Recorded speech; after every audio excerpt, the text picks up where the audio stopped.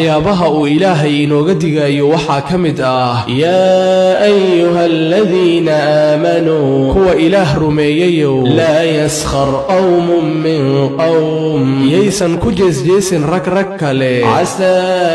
an yakunu khayran minhum waxa dhici karto laga yaabaa in ay yihiin kuwa lagu jeesjeesayo kuwa ka khayr badan kuwa ku jeesjeesaya xaqooda wala nisaa'un min nisaa dumarna yaysan ku jeesjeesin dumar kale asa